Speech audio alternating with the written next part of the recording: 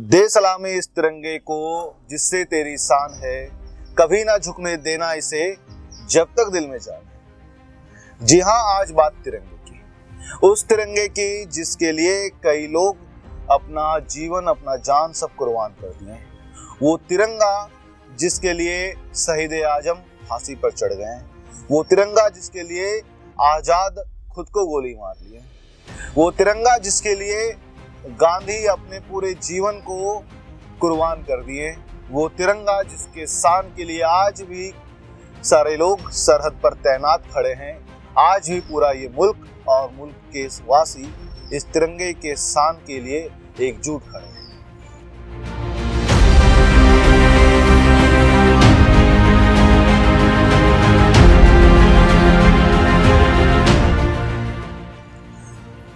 मेरा नाम है अमित कुमार और आप देखना शुरू कर चुके हैं हमारे अमितोपीडिया यूट्यूब चैनल पर दास्तां, जिसमें आज मैं दास्तां सुनाने जा रहा हूं इस तिरंगे की। वो तिरंगा जिसकी वजह से ये देश का शान दिखता है। जब भी आप देखते हो कहीं पे तिरंगा को लहराते हुए तो दिल में एक गर्व महसूस होता है। लेकिन सवाल है, वो तिरंगा जो हमारी शान है वो आया कैसे, बना कैसे, बनाया किसने और कब इसकी शुरुआत हुई? तो इसकी शुरुआत हुई थी, सबसे पहले इसकी जरूरत पड़ी थी 1857 की क्रांति में। सबसे पहले हमें एक झंडे की आवश्यकता पड़ी ताकि वो हम भारतीयों का प्रतीक चिन्ह बन सके। लेकिन सबसे पहला झंडा जो हमें भारत में दिखता है वो 1904 की ईस्वी का दिखता है। 1904 ईस्वी में स्वामी विवेकानंद की शिष्या बहन नवेदिता ने एक झंडे को बनाया। ये झंडा 3 रंग का था और तीनों रंग अपने में एक बड़ा अर्थ समेटे हुए थे। लाल रंग स्वतंत्रता का प्रतीक, पीला रंग जीत यानी विजय का प्रतीक और सफेद रंग शुद्धता का प्रतीक। इस झंडे में एक वज्र का भी प्रतीक बना था जो कि बौद्ध धर्म से लिया गया था और इस झंडे में लिखा था वंदे मातरम बांग्ला में। 7 अगस्त 1906 बंगाल विभाजन का दौर था और कोलकाता के ग्रीन पार्क में एक रैली निकाली गई। इस रैली में फहराने वाला जो झंडा था वो थोड़ा अलग था। इस झंडे का रंग थोड़ा बदला हुआ था और ये जो तिरंगा बना था इसे डिजाइन किया था सत्येंद्र नाथ बोस ने। इस झंडे के सबसे ऊपर में जो पट्टी थी वो केसरिये रंग की जिसमें 8 फूल आधे खिले। दूसरी पट्टी पीले रंग की जिसमें हिंदी में वंदे मातरम लिखा और तीसरी पट्टी हरे रंग की जिसमें सूरज, चांद और तारे बने। इस तिरंगे का इस्तेमाल उस वक्त काफी जोर शोर से हुआ। बंगाल विभाजन के दौर में बंगाल में बहुत अधिक जोर शोर से हुआ। लेकिन कुछ समय बाद ये तिरंगा फिर से बदल गया। 22 अगस्त 1907 इस तिरंगे का फिर से नवनिर्माण होता है। इस बार तिरंगा बनाने वाले और तिरंगा फहराने की जगह दोनों अलग थी।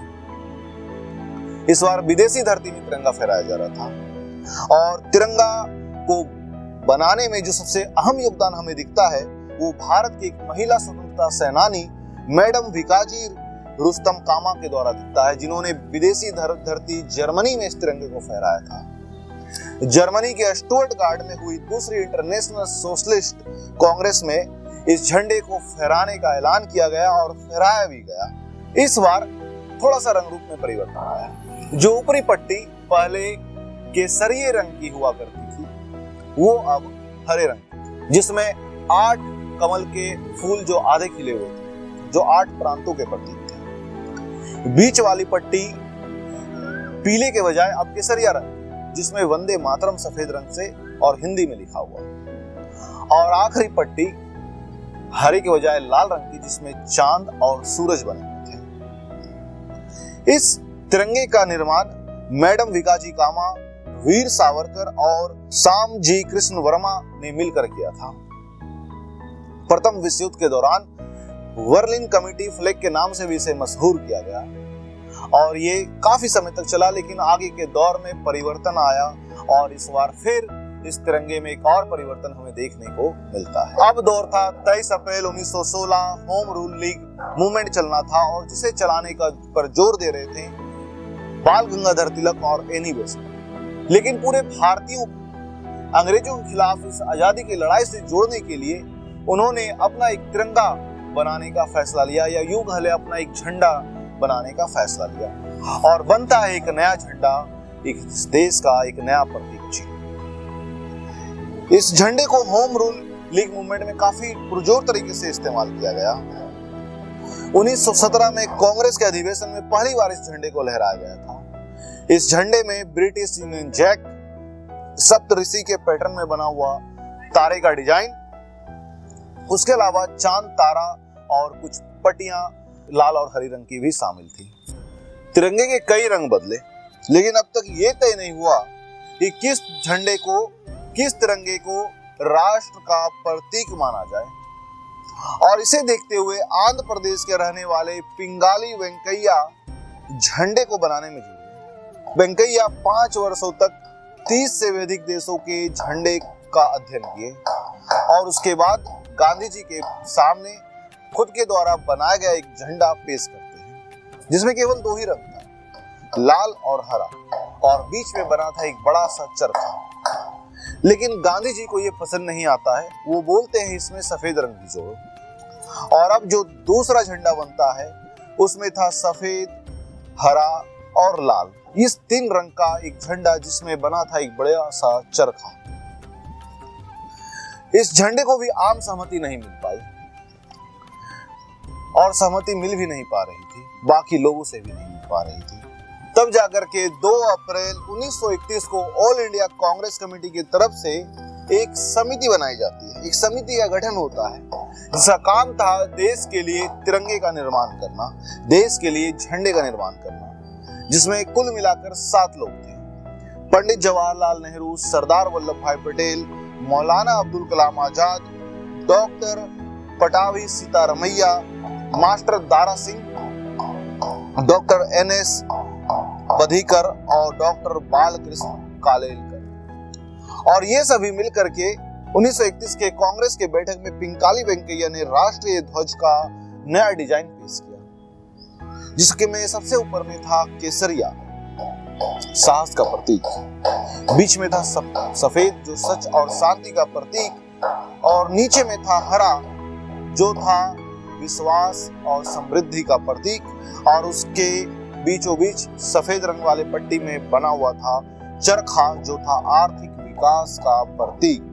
इस झंडे को लेकर के शुरू हुई अंग्रेजों के खिलाफ आखिरी लड़ाई। अब लड़ाई तो समाप्त होने पर आ चुकी थी, ये तय हो चुका था कि अब मुल्क अपना आजाद हो रहा है, लेकिन सवाल अब भी वही कि देश का झंडा कैसा। और इस सवाल के जवाब के लिए आखिरकार 23 जून 1947 को डॉक्टर राजेंद्र प्रसाद की अध्यक्षता में राष्ट्रीय एड हॉक कमेटी बनाई गई। 14 जुलाई 1947 को यह कमेटी इस नतीजे पर पहुंचती है कि कांग्रेस को इस झंडे में सुधार करना चाहिए, और फिर तय हुआ ऑल इंडिया कांग्रेस के तरफ से उस झंडे में चरखे को बदलने का फैसला। झंडे में बने चरखे को हटा करके सारनाथ के अशोक स्तंभ से अशोक चक्र को जोड़ने का बात किया गया और उसे जोड़ भी दिया गया। कमेटी ने फैसला किया 22 जुलाई को, और जवाहरलाल नेहरू इस झंडे को राष्ट्रीय झंडा घोषित करने का प्रस्ताव पारित करेंगे, और उसके बाद फिर इसे सर्वसम्मति से पारित करने का प्रयास किया गया, और अंततः इस तिरंगे को इस नए डिजाइन को अंततः अपना लिया जाता है।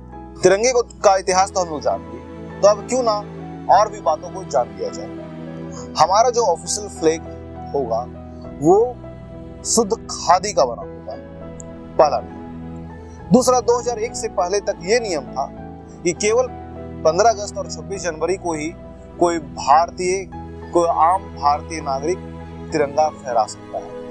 लेकिन 2001 में एक उद्योगपति नवीन जिंदल हाईकोर्ट में जनहित याचिका दायर करते हैं, और जिसके एवज में 2002 से ये फैसला घोषित हो जाता है कि 2002 के झंडा संहिता बनती है, और 2002 की झंडा संहिता के अनुसार भारत की धरती पर कोई भी व्यक्ति, कोई भी आम नागरिक कभी भी तिरंगा लहरा सकता है। जब भी भारत की धरती पर कोई अंतर्राष्ट्रीय सम्मेलन होगा तो अन्य देशों के झंडे के साथ साथ भारत का तिरंगा भी लहरा जाएगा और भारत का तिरंगा सबसे पहले में होगा।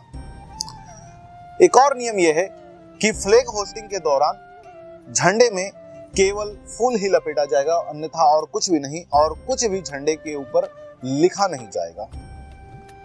जब भी कोई वैसे भारतीय व्यक्ति का मृत्यु होता है जिसके मरणोपरांत देश में राष्ट्रीय शोक घोषित किया जाता है, तब झंडे को 45 डिग्री झुका दिया जाता है।